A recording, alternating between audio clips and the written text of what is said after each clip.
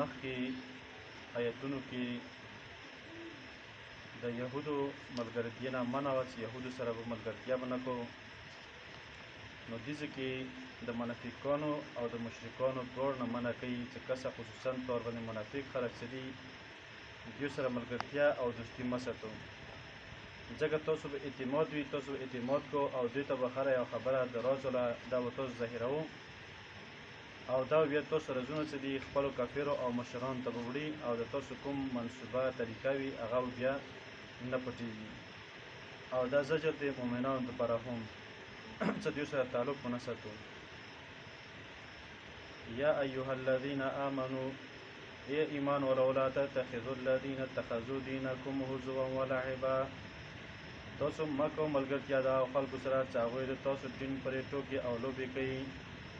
من الذین د هغو خلکو نه اوتو الکتاب چې هغو ته کتاب ورکړی شوی و من قبلکم مخکې د تاسو نه، والکفار اولیاء کافر هم په دوستانۍ سره منسو. واتقوا الله ان کنتم مؤمنین، ویرېږو د الله تعالی نه که چېرې تاسو مؤمنانو. بس که مؤمنانو د مؤمنانو شان سره مناسبه نه دی، الله تعالی منع کړی دی، نو دوی سره تعلق مه ساته.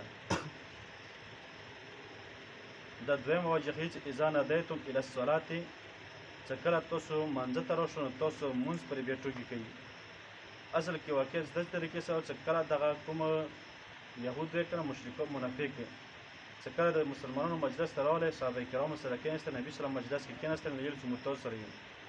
او چې کله بیا لاړه خپلو مشرانو سره نو چې هغو تپوس کړی تاسو ولړو، یاره موږ لاړو خو دې دپاره چې موږ دغه کوم مسلمانان دي دوی المنځه پرې او د دوی دین پرې ټوکې او استهزا مقصد و، موږ ټوکو پرې لاړو چې دوی منځه پسې دوی عبادت پسې ټوکې وکړي. نو ځکه معنی کېږي چې تاسو عباداتو پسې هغو ټوکې کوي، نو داسې واچنه دوی سره ملګرتیا ونه کوو. و اذا نادیتم الی الصلات، ذکر تاسو اواز کول منځه دپاره مطلب اذان کو، نو اتخذوها هزوا ولعبا، نو دوی دغه نسي یعنې مطلب ټوکې کوي او د اذان سره لوبې کوي. ذلک بانهم قوم لا یعقلون، دا دې د وجې نه چې دا یو ده چې قوم چې دا نه پوهېږي، لا یعقل دي مطلب حیوانات دي، چې کله د عقل سره وشه مطلب حیوانات دي.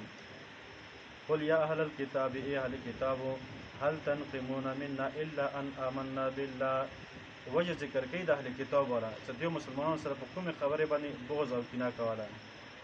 قل یا اهل الکتاب، یا ته ای اهل کتاب، هل تنقمون، تاسو بده نه ګڼو د مونږ نه الا مګر دا خبره چې ان آمنا بالله، موږ ایمان لرو په الله تعالی باندې، وما انزل الینا وما انزل من قبل، هغه چې نازل کړی شوي موږ ته مطلب دا قرآن کریم یا مخکې د دې نه نور کوم کتابونه، وان اکثرهم فاسقون، وان اکثرکم فاسقون، او زیاته تاسو نه دا ګناهګار فاسق خلک دي.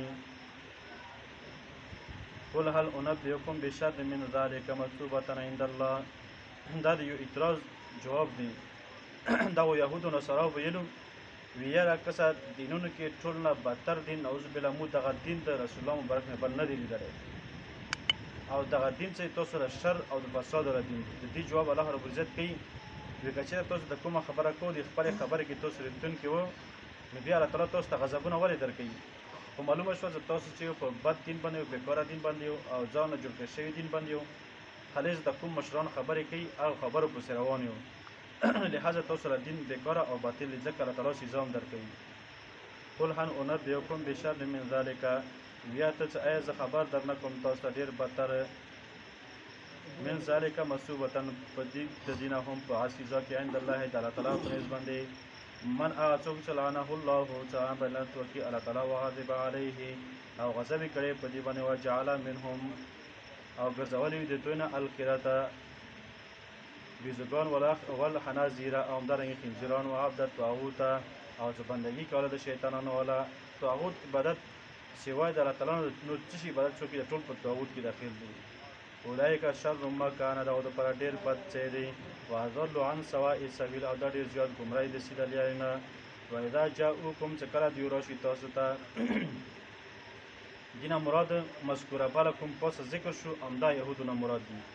نو قالو دوی ویل چې آمنا، مو ایمان راوړی دی، وقد دخلوا بالکفر، او دوی داخل شوي په کلت کفر کې، وهم قد خرجوا به، او همدې کفر سره دوی تاسو نه لړلو. والله اعلم بما كانوا یکتمون، الله تعالی ډېر ښه پوهېږي په هغه باندې چې کوم دوی پټوي. وترى كثيرا منهم یسارعون فی الاسم والعدوان، او ته به کسې ډېر د دوی نه چې هغه وژل ته کي په دې ګناه کارونو کې، همدارنګې زیاتیو کې. واکلهم السحت او همدارنګې خوړلو د حرام مال کې لبئس ما کانوا یعملون ډېر بد دي هغه څه کوم دوی عملونه کوي